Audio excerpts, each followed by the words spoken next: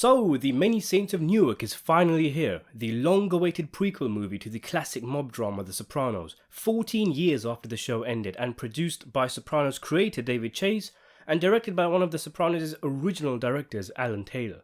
I'm conscious of the fact that the film isn't actually out yet in the States, so this review will be spoiler-free, right up until I tell you I'm discussing spoilers. We got it a few days ago actually, but I was ill, so I haven't been able to see it until now. I am still a little ill, so please excuse me if my voice sounds weird. If you have any questions about the film and don't feel you can wait until you see it, or maybe you just don't plan to see it, feel free to leave your questions in the comment section below and I'll try and answer as much as I can. So just to give you a bit of background with my relationship to this film, I'm a huge Sopranos fan, as you'll know if you're familiar with my channel. By the way, please subscribe and hit the notification bell for more Sopranos content.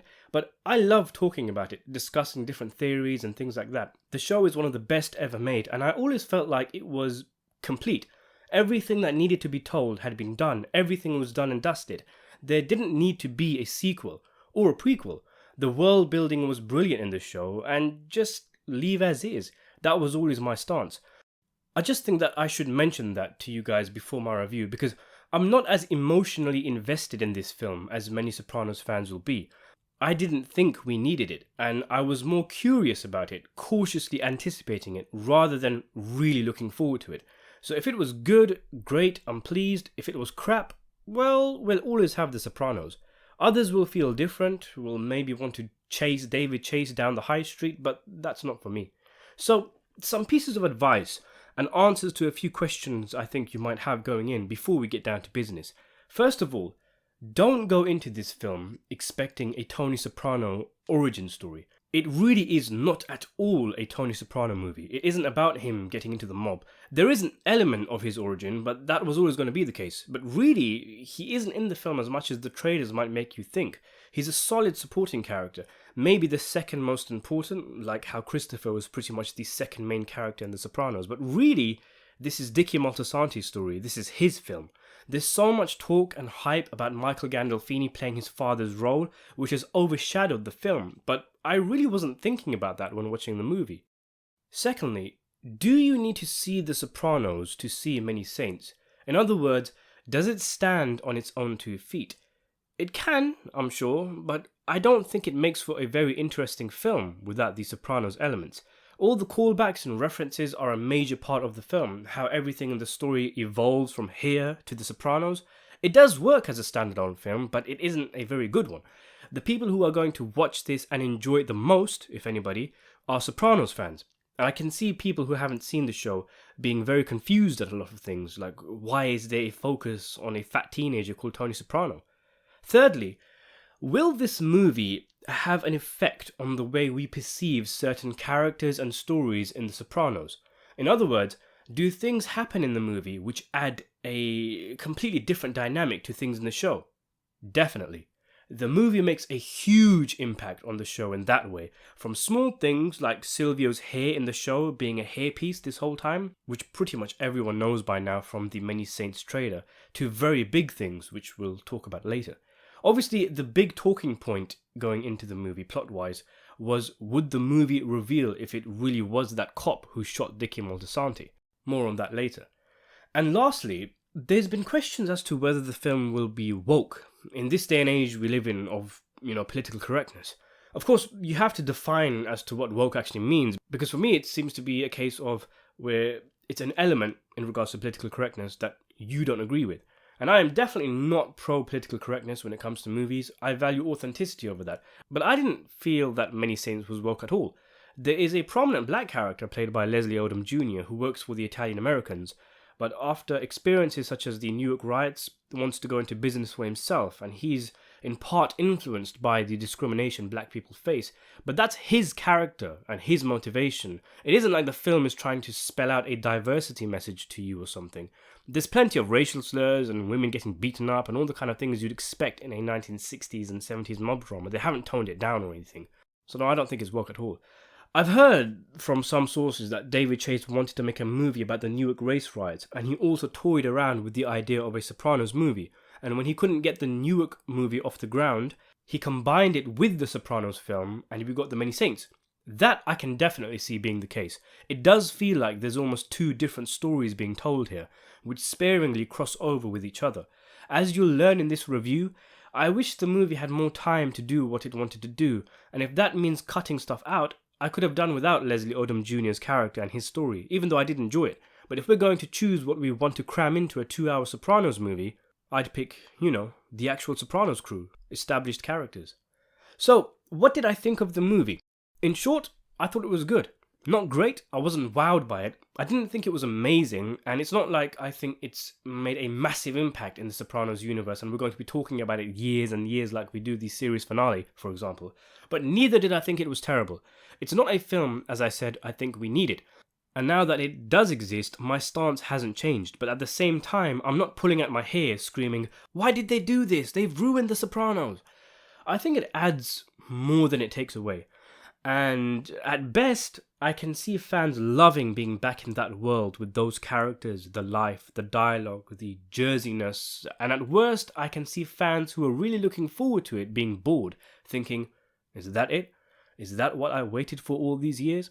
Because really, and this might be the best way to describe the movie, given how low-key it is, it feels like a Sopranos episode, one that's just a bit longer than usual. I enjoyed it. I'd probably give it a solid 7 out of 10, and I imagine I'll enjoy it even more upon rewatches, because a bit like with Martin Scorsese's The Irishman, where your focus on your first viewing is the de-aging CGI, here your focus is on the classic characters being played by younger actors. So what is the film about? Well, it tackles a few things here and there, perhaps, dare I say it, biting off more than it can chew. I can see an argument for the movie being a prequel TV series instead of a film, and I do think sequels, which are planned, as I mentioned in a previous video, would be good for the film and could even improve it, with things in the movie being built upon. After all, it has so much to do for such a short film. There's a lot going on in the film, and it's not at all plot-driven, much like the show. But the focus of the film is Dickie Moltisanti, played by Alessandro Nivola, a troubled gangster who is the father of Christopher Moltisanti. Christopher, by the way, as most already know by now, narrates the film from beyond the grave. Literally, he tells us via narration that he's in hell. But Dickie's envelopes are a bit light because a black gangster working for him, Leslie Odom Jr., is having trouble with one of his men. Dickie's kind of got the hots for his dad's new girlfriend, and a few troubling things happen to Dickie in the film, which leads him to conducting a series of visits with an uncle who is in prison. The scenes between these two kind of remind me of the psychiatry scenes in The Sopranos between Melfi and Tony. And at one point, I was actually wondering whether these conversations were actually taking place or whether they were in Dickie's head, but it does appear they were real. There's also another Melfi psychiatry-esque scene with Tony and his school counselor or something, and his mother is brought up a lot, just like in the show. The themes of mothers and sons, that Freud thing about desiring your own mum, which Tony and Melfi discussed in their sessions, is a major part of this movie. Anyway, Tony is getting in trouble in school. Johnny Boy and Livia have a temperamental relationship with each other. Junior is kind of like the Bobby Bacala of the family, as he hasn't really amounted to much, which is definitely a sentiment I got in The Sopranos. He always seemed to have a kind of inferiority or Napoleon complex, especially when he became boss, and that's expanded upon here. And yeah, that's about it really, without giving too much away. Dickie is the star of the show, Tony is one of the main attractions, Leslie Odom Jr. has an arc, and Ray Liotta makes a guest appearance. I remember when the film started, the first 10 minutes or so, you were seeing all of these Sopranos characters we already know, only played by younger actors, and it was difficult to get used to for a while.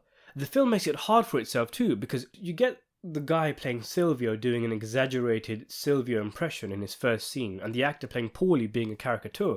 And one of Junior's first lines is "Sister's cunt," one of his most famous lines in the show. And Paulie is fussing over his nails early on. And I was just sitting there thinking, really, David Chase? Is this going to be one of those kind of movies? But it seemed like the movie needed to get some Sopranos references out of its system, and it did settle after about 10 minutes, and it got into its own stride. There's quite a lot of callbacks to this show spread throughout the film. Some are quite good. In fact, Junior says the sister's cunt line again, only this time I thought it was great, the way it was used. There were a few times I thought it was unnecessary though, like Hesh, for example, is name dropped in a line that didn't really sound organic. And we see the instance that was mentioned in the show where Johnny Boy shoots a bullet through Livia's beehive hair, which I didn't think was needed. But going back to what I said about Sil and Paulie, once you get used to it, you come to terms with the fact that these guys actually did a good job. But to be honest, they aren't in the film for that long anyway. Speaking of the acting, it was pretty much superb in the film. Everyone was great. Nivola was brilliant in the lead role and did great with the material he was given. We want to see our favourite characters, but Nivola is there to remind you that this is his film. Michael Gandolfini was great as a young Tony, as was the kid they got to play a young Tony when he was even younger. The guy who played Junior was good, the guy who played Artie Bucco, but the best of the bunch, the real MVP of the film, was Vera Farmiga as Livia Soprano. She was outstanding in the film, absolutely brilliant in her own right and as a younger version of Nancy Marchand's character. Her character had real connective tissue with the Livia and the Sopranos. You don't even need to convince your brain that this is someone playing a young Livia. This is Livia. And as some have pointed out, though I don't really see it, she apparently looks a bit like Carmela, Tony's wife. That was not intentional, according to David Chase, but it does add to the film. Because going back to what I said about Freud, it's like Tony married his mother. But yeah, she was perfect. John Bernthal was kind of John Bernthal. He didn't add much, and to be fair, the film didn't really explore his character and his relationship to Tony, unfortunately. He is sent to prison for much of the film for an incident that fans will recognise as a reconstruction of one of the flashbacks in the show. To be honest, Sylvia, Paulie and Pussy are not in the film that much, each less so than the last. But I gotta say, as I did in a post in my community tab, the guy they got to play Pussy would make a great young Luca Brasi in a Godfather prequel film, like an adaptation of The Family Corleone. So I think I've summed up my thoughts alright. It was a good film, one I'm still processing, but I can say I very much enjoyed it. Its main issue is that it's not developed enough. It really could have been a series instead of a single film. At the very least, I hope it gets another 1 or 2 movies. I could get used to more Sopranos movies. In a way, it felt like a 2-hour trailer for what could have been a full season of television. Maybe they should have picked 1 or 2 of the plot threads and really fleshed them out instead of having so many as they did. Most of the issues with the film are the lack of comprehensiveness and conclusions, like Leslie Odom Jr.'s character and Nivola's. That's something that can be explored in a sequel, which in turn will improve this film. The movie was good, but it wasn't enough. It won't quench the Sopranos fans who have been aching for more content and been rewatching 86 episodes full of nuance and complexity. The film leaves you wanting more, which I know was the point, as David Chase has alluded to, but, well, I want more. I feel like I've opened the door to the Sopranos household, said a quick hello, and then walked back out. So from here on in, we have a spoiler alert, because I wanted to briefly talk about a few spoilerish things in the film. But I found it interesting that after all the rumours, all of the "did the cop kill Dickie?", which I think is still up in the air, as I don't remember getting a clear shot of the shooter, but talk of Johnny maybe doing it, Tony maybe being the one who killed Dickie, after everything, even the red herring in the film with Odom Jr.'s character, after all of that, it was actually Junior all along. Jealous Junior and his inferiority complex. That is a huge revelation and causes more and more shockwaves in The Sopranos the more I think about it. And it adds to the already complex relationship between Tony and Junior. The father-son stuff, the guilt about the past, all of it. I want to see where it leads as well, because in the film Dickie tried to stay away from Tony to keep him away from the life, but just before he died, he agreed to start something with him. So what happens next? I want to see a sequel. Did Junior then groom Tony, with Tony eventually picking up Dickie's crew, which consisted of Silvio and Paulie? By the way, I'm pretty sure it was Paulie's voice who said, "It's done," to Junior, meaning he was in on Dickie's death, and perhaps they all lied to Tony, so in the end, even Tony didn't know who killed Dickie. I don't think any of us expected that to be the scenario that was played out.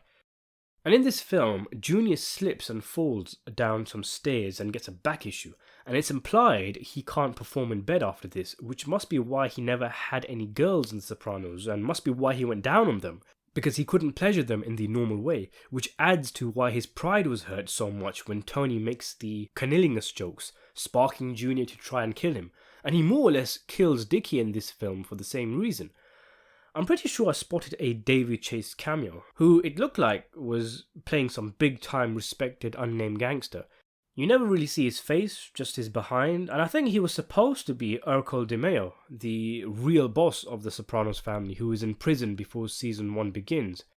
Some might feel it's pretentious to have him played by Chase, but I guess he is the boss of the Sopranos, now in universe as well as in real life. By the way, it was hilarious hearing Junior say that phrase we all know and love. I ain't gonna say which one, but I know you know what I'm talking about. I started laughing in the cinema. I couldn't believe they actually went there and had him say it, and I still don't know whether I liked it or not. Anyway, I think I'll leave it there. I'd like to thank my Patreon, Tarakari, and my channel members, Michael Awotby and Rikers. Please subscribe to the channel if you haven't already done so. Let me know what you think of the film in the comments below if you've seen it, and thanks for watching.